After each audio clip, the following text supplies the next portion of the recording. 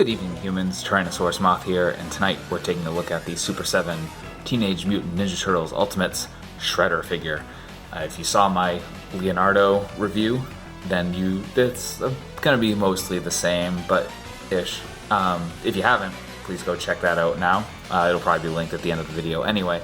But in any event, Super 7's killing it, and we're going to talk about it. So without further ado, let's do this. Let's kick things off with talking about Oroku Saki's aesthetics, and honestly, they just did a beautiful job with this homage. I mean, the aesthetics are clearly meant to call back to that original figure, which I unfortunately no longer have. But it wasn't one of my favorite of the original line, mostly due to that awkward pose, and I know that they wanted him to seem creeping and stuff like that. Check out the Toys That Made Us series on Netflix. The TMNT episode actually has a great run through of that entire thing. A lot of stuff I didn't know. It's very much just a wonderful series. But I digress. Back to the task at hand. It totally captures that original aesthetic, just gives it way more articulation, and it looks wonderful. I love it. Only thing I'm kind of missing here, and I'll go over that more in the articulation, but like no ab crunch. That's sad.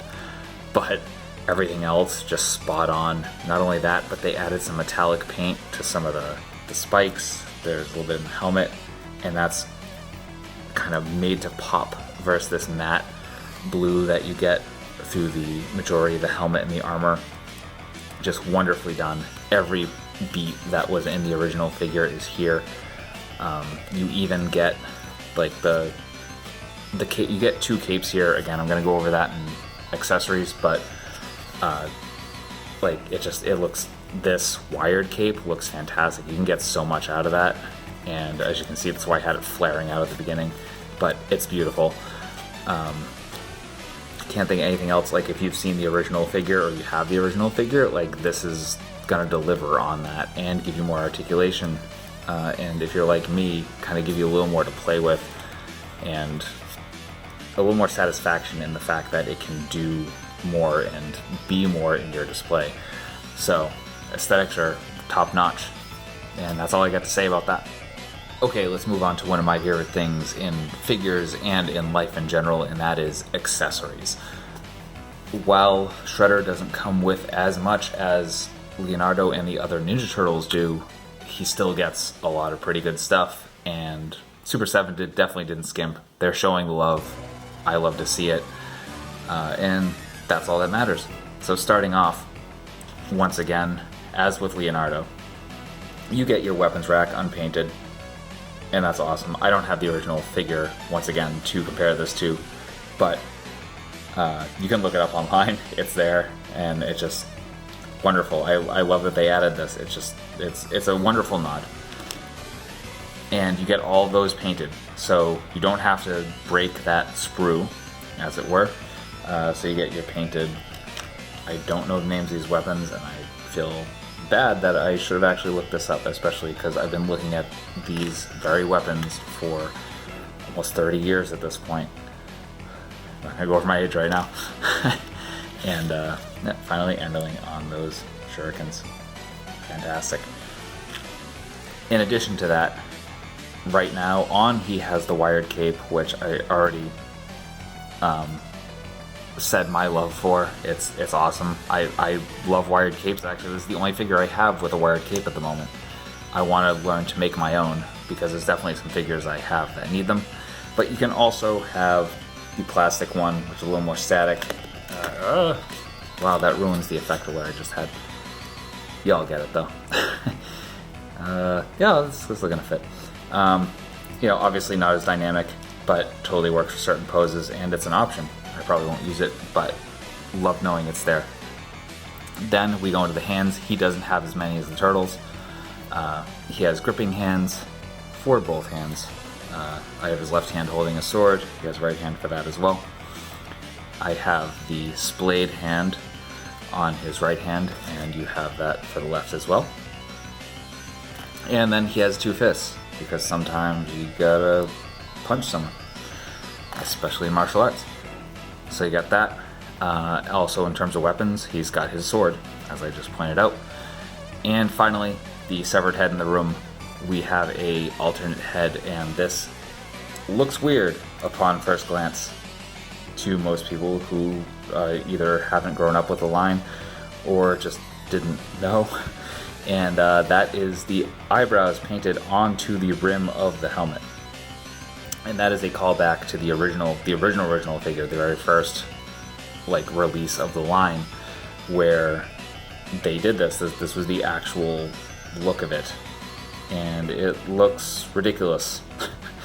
But it's amazing that they put that in there. I mean, I'm not going to display it like that. I know a number of people aren't, but it's cool knowing it's there, and again, that they show that love to it. Like, someone who wants that, they grew up with this, they want the updated, fully articulated version of that, they get it. But for all intents and purposes, and making it look not ridiculous, you do get your standard head on here, which actually has the eyebrows sculpted on and painted on the other head. They're still sculpted on this one as well, by the way, just not painted. So again, just cool that it's there. That's his accessories. And now let's move on to how the Shredder moves, aka his articulation. In case you couldn't tell, I'm having fun with the cape, and I include that as a point of articulation, even though it gets lost against my wonderful purple background here, which to me says that's the right shade of purple. Sorry about that noise, that was me knocking into my phone. So let's go over it. So, moving top to bottom, with his head on a ball joint, just like the turtles. Though unfortunately, because of the way that is, there's no hinge or anything. You don't really get any up, slightly, and then nothing on the down. He just looks forward. So that is what it is. For this cape, there's a wire in it, so you can go anywhere with this, especially if you play around with it a little bit. You get wonderful, flowing poses, and just, I love that. I don't have any figures beyond this with a wired cape. Hopefully I can learn to make one pretty soon. Because I definitely have other figures that want it, or that need it. And it does wonders. It just really makes it dynamic. I love it. So that definitely accounts for something. The arms, no butterfly joint, but you can come up a little bit. The armor pieces, while they are separate, don't move. They aren't anchored. They're just kind of glued all around. So the most you're going to get about that close to a T-pose, which isn't very close, but it definitely works. You can make it work for poses and fights and stuff like that. No ab crunch, unfortunately. Makes me sad, but again, I'll take it. It looks absolutely fantastic. You get your waist swivel, and then moving down to the hips, you can come all the way out. You can come beyond, slightly beyond splits. Just so good. I really wish my splits were that good. They're anywhere near that.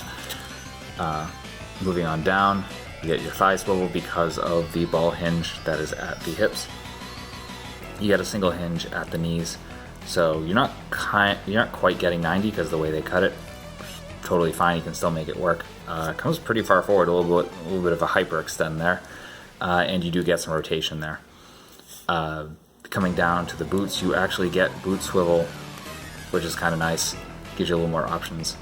And as a pole instructor, pole dance instructor, I love seeing that much point in toe, and you can get really good forward too. This line is 2 for 2 for me. And then just putting Hasbro to shame, ankle rocker, absolutely fantastic. So, all that being said, that's articulation. So how does Shredder size up? Let's check it out, both with his lines and other lines.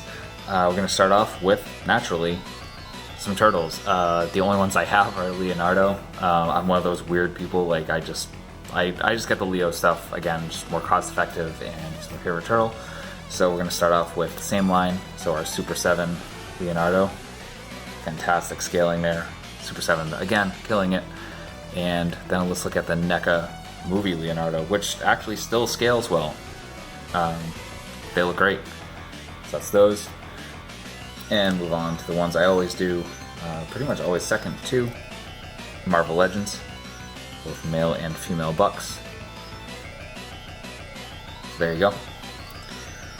Take those down, and then let's look at one of my favorite lines, the Power Rangers Lightning Collection, both a Standard Ranger and King Sphinx from the Monster line.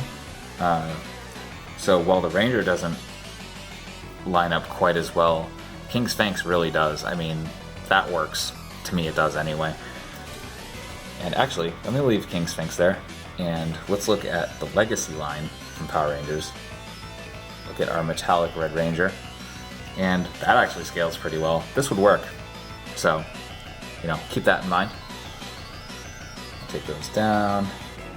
Finally, let's look at something a little more expensive, I guess, and another ninja. Let's look at Sub-Zero from Storm Collectibles, and those scale really well. I think that looks kind of cool. There's a lot of potential there for various photos and situations. And then finally, as always, me as an Articulated Icons ninja, and Articulated Icons scaling a little small, but it's okay. Again, not something you'd really do on the regular, but you can make that work. Force perspective, y'all. Alright, that size comparisons. So final thoughts on Super7's Ultimate Shredder. It rocks. Like, get it if you can. It's still up for pre-order at Big Bad Toy Store as of me recording this video, and links will definitely be down there, probably for Entertainment Earth as well. Support the smaller guys. F Amazon. I'm not gonna full on swear yet, but yeah, no, just like, if you can, get it to go to the actual retailers, and this is awesome. They're definitely Super7 is offering plenty of opportunities to get these, or at least it seems like they're going to, and that makes me happy. Again, they have a lot of love for this. I like the direction Brian from Super7 is going with this, and I hope that continues, and I kind of hope that becomes more of a thing in the industry as a whole. So, that being said, thank you so much for watching, especially if you got this far through it. I appreciate you all. Thank you so much for being here. If you haven't, please subscribe. I'm trying to get to 50 by the end of the year, which is a small number and far off from what I need to actually make my URL for this station more than just a soup of letters and numbers. But I think it's doable, and I want to give myself attainable goals. So thank you for being here. Thank you for watching. Please like, subscribe, comment. Let's talk about things like, what else do you want to see in the Super7 TMNT Ultimates line? I'm going to do a video on it later, but I want to hear from you now. Let me know. And beyond that, please take care of yourself, and I will definitely see you, I hope I will see you in the next video. Please take care of yourself. Peace.